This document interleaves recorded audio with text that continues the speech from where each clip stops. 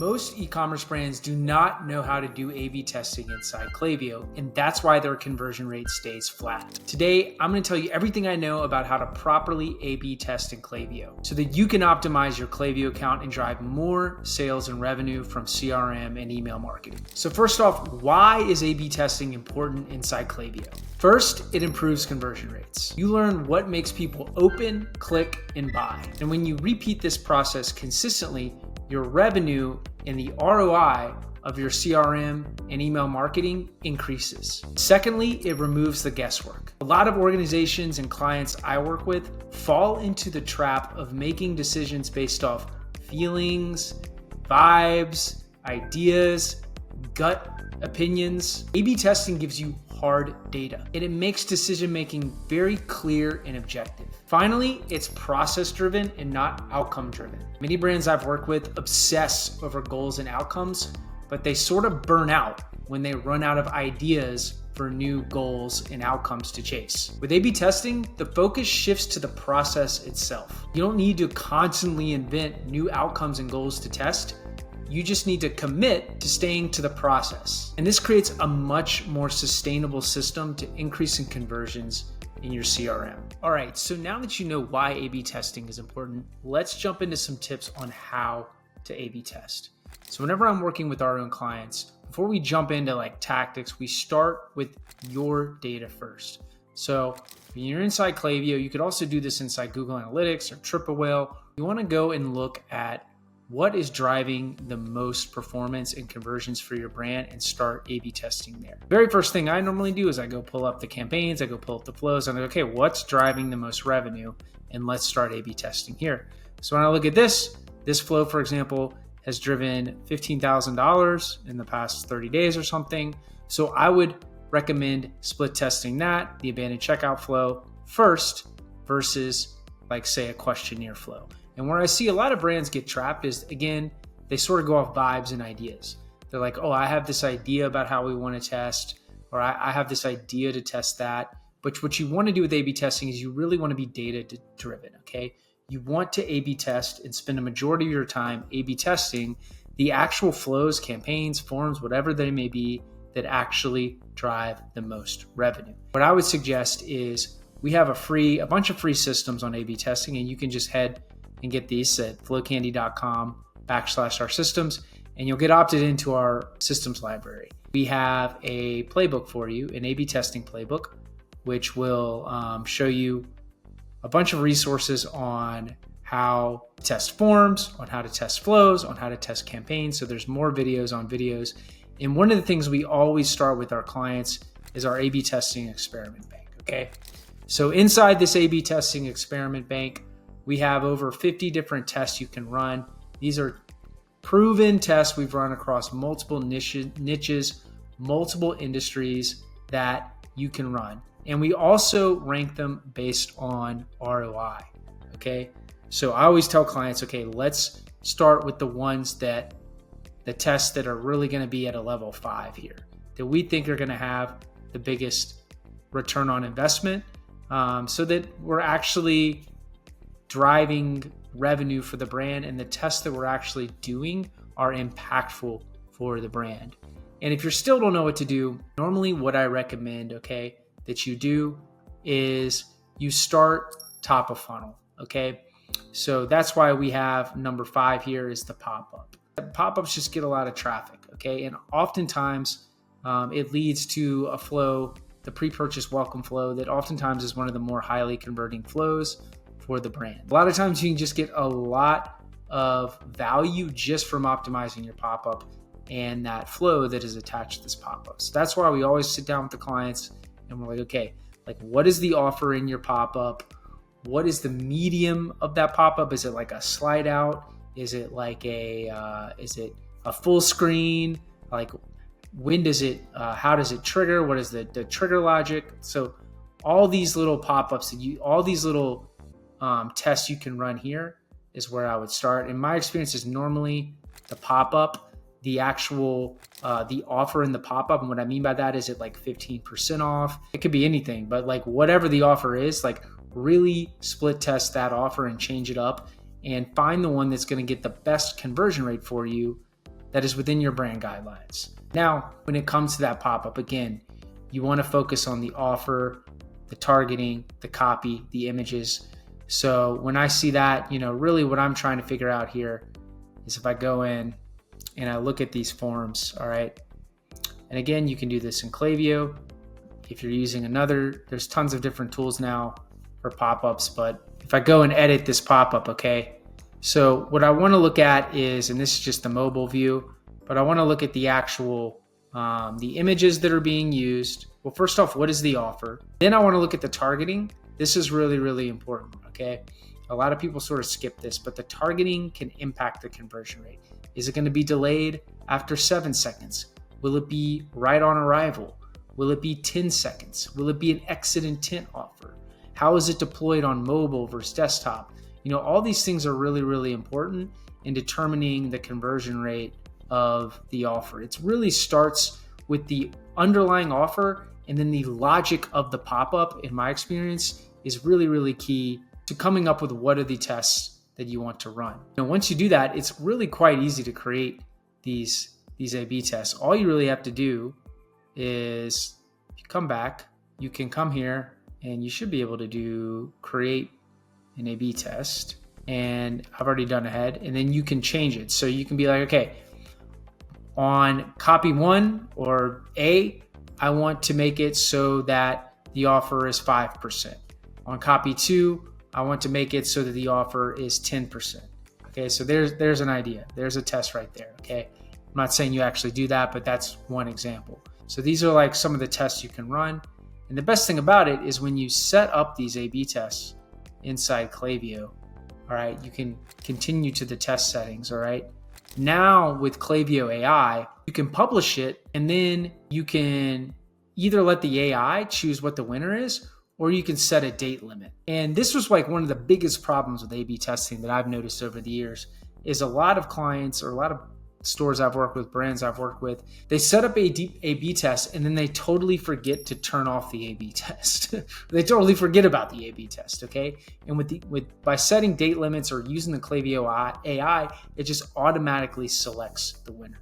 So that's what I love about Klaviyo versus some of the other apps out there. They just don't have those capabilities and functionalities. And this just makes it so much easier to really run an A/B testing program at scale.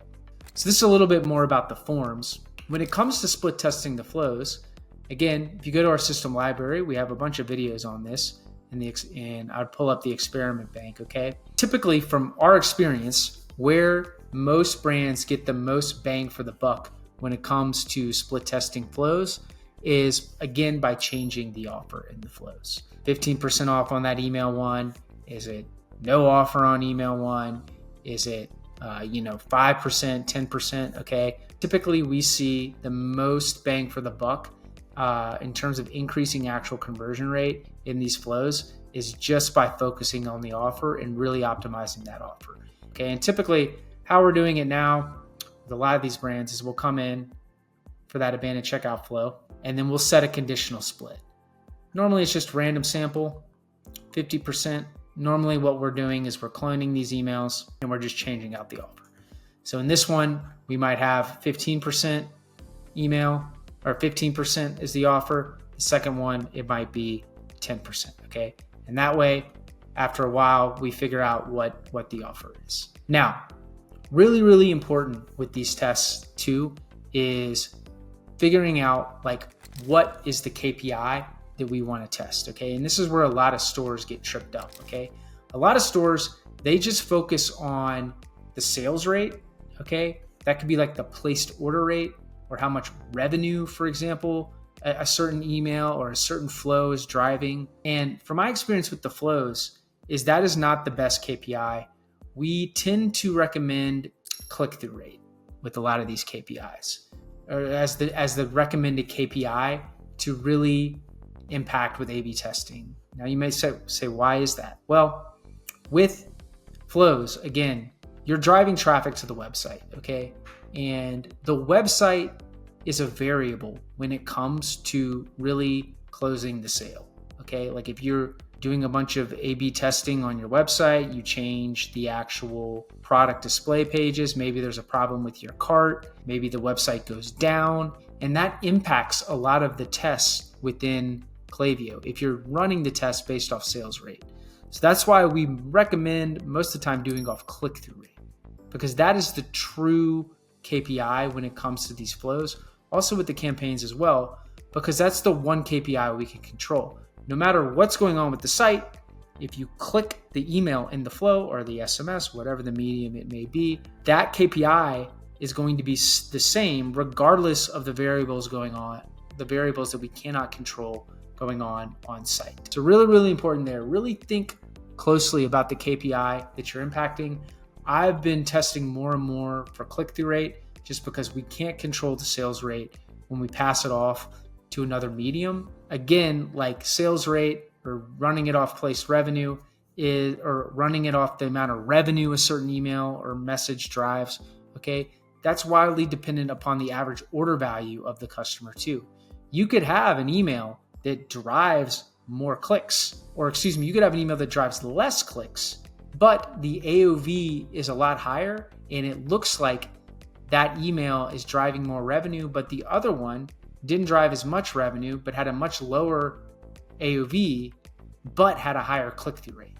The reality is, like, the odds are that email that might have driven less revenue, but had a higher click-through rate is going to be the winner. So that's why we like to say pick one KPI, don't pick multiple ones, and err more on the side of click-through rate. So really important with the flows.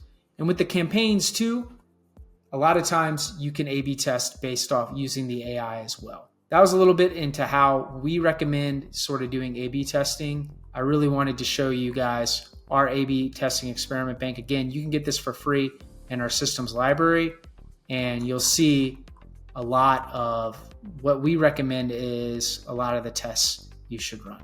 All right, now that I've sort of walked you through how to do it inside Klaviyo, I want to give you some best practices from a veteran on really how to A/B test. All right, so the first best practice I have for you, and this is where a lot of brands go wrong, is they don't start with a hypothesis, okay? Every single test you run, you need a hypothesis. When I say hypothesis, I mean just like a hypothesis you created in 6th grade for your science projects. It needs to be like a clear if-then statement. Here's some examples of some if-then statements I've used over the years. If I change the offer in my pop-up, then my conversion rate will go up. If I put first name in the subject line of this new campaign we're coming out with, then the open rate will increase. If I add 2 more emails within the first 24 hours of my welcome flow, then the conversion rate or the click-through rate and the conversion rate will go up in the flow. Every single test you run needs to have those hypotheses. Now you might be asking yourself, why? Well, making a hypothesis is critical to keeping it simple. By keeping it simple, you make sure you can see the big picture. And let me tell you, like a lot of brands go down the rabbit hole with A/B testing. They want to do all these crazy A/B tests and A/B testing things that don't even move the needle. By just starting with that hypothesis, that simple one sentence if-then statement, it sort of just like prioritizes, is this even really something that is going to impact the business? So always start with that hypothesis. Let me tell you, your A/B testing is going to get a lot more dialed in and optimized. And if you go back to that systems library sheet I showed you earlier in the video, you'll see that every single one of those tests has a hypothesis, okay? You can literally copy those hypotheses that we laid out, and it literally has a KPI that is tied to that hypothesis so that it's very clear what we're doing here. We're picking one KPI that we want to impact, and we have one simple hypothesis that everybody on the team can understand so that it's very clear what we're trying to do and what KPI we're trying to impact. Best practice number 2 is every A/B test, you want to use a template when you're testing. And if you go to our systems library that I showed you earlier, you can just copy our templates. We have A/B testing modules in every single one of our templates, whether it's building a new flow, a new campaign, a new form that you want to test, like every single one, we have these modules in those checklists. And here's exactly what you want to put in that standardized process. So the first thing you want to do is you want to outline what is the KPI that we're testing. The second thing you want to document is what is the current status of that KPI. So let me give you an example. If you are split testing a form, normally you want to test the conversion rate of that form. So you want to say, this is the KPI, we're testing the conversion rate, and then the current conversion rate of this form is 3.2%. After that, you want to add in that hypothesis that I talked about earlier. So it'll be something like this. If we change the offer of our current pop-up, then our conversion rate could increase from 3.2% to above 4%. Now, you don't have to get that exact with it. You could just say, keep it sort of canned. If we change the offer in our pop-up, then our conversion rate will increase. You could just do that. But that's just giving you a more precise example of a hypothesis we've used with various clients. Now, the next thing you want to outline is where is this going to be tested? Especially if you have a big team where there's lots of people involved, you want to be very clear on where this is going to be tested. Is it going to be tested on the mobile pop-up, the desktop pop-up? If we're testing in campaigns or in flows, is this going to be an email? Is this going to be an SMS? Is this going to be a push notification? So just be very, very detailed on where exactly the test is going to be, what medium, what channel. If there's multiple flows or multiple pop-ups or whatever it is, literally just put in exactly where this test is going to be deployed. I would even link to it so that it's very easy to get back to, because again, back to my point earlier, a lot of stores or brands just set up these A/B tests and totally forget that they're running in the background, and totally forget, even if they are running them, where to find them so that they can conclude the test. Now, the next thing you want to do is you want to set up the ending parameters, or some people call this the confidence, or basically, when are you going to end this test, okay? Is it going to be run by the AI, letting Klaviyo AI run it? Now, you can do that a lot of times with the campaigns and the forms, but it's trickier to do that in the flows. So you want to be clear on how this test is going in. And again, in that testing experiment sheet I showed you, there's a lot of good tips there on when to end it. Typically, it depends on the size of the store. If you're a bigger store or a bigger brand that's driving tons of traffic, like millions of people a month, a lot of times you can run 5,000 people through a flow in like a week, and you can conclude a test. If you're a smaller store, it might be harder to run 5,000 people through a flow. So you really want to think about, like, what is the current volume that this test is getting right now, and when would you know that you feel confident to end the test? I gave you an example of a volume-based end date. Some people use just pure dates. It's like, hey, we're going to run this test for 2 weeks and then we're going to end it, okay? Whatever it is, there's a lot of different trade-offs to doing either or, but you just want to be clear by setting that process in your process and in your documentation when exactly you're going to end this test, and you want to stick to it. And the last thing you want to put in your documentation is you want to do postmortems. And this is where a lot of brands go wrong too. They run these tests and then they totally forget to do a postmortem and collect what did they learn on this test. Like, did we learn that this offer doesn't work, or we learned that this button doesn't work, or this copy doesn't work, or this trigger logic doesn't work, okay? You want to capture all of that in your postmortem and use that to line up your future tests. And this is where it all comes back together, and why I said A/B testing is so important is because it's a process. And if you do this process, like you build your hypothesis, you set KPIs, you figure out an end date, you kill it once it's an end date, then you do a postmortem and you write it out, you technically and theoretically can just keep A/B testing forever and ever and ever, because this process really never ends, because the postmortem, in my experience, always fleshes out new learnings on what to test next. All right, so that's basically everything I know about A/B testing inside Klaviyo. It's important to do A/B testing because you never know what results you're going to get. And it's important to stick to a process when you're A/B testing, because that allows your A/B testing program to be evergreen. Do you want to run more A/B tests in your Klaviyo account, but you're struggling to understand which tests to run, what to prioritize, and what you should do next? Well, go ahead and book a call with my company, Flow Candy. There's a link below in the description. where you can schedule a call with us, and someone from my team will walk through what opportunities you have with A/B testing and create a playbook for you on what you should do next. I hope this helps. This video helps you, and I'll see you guys on the next one.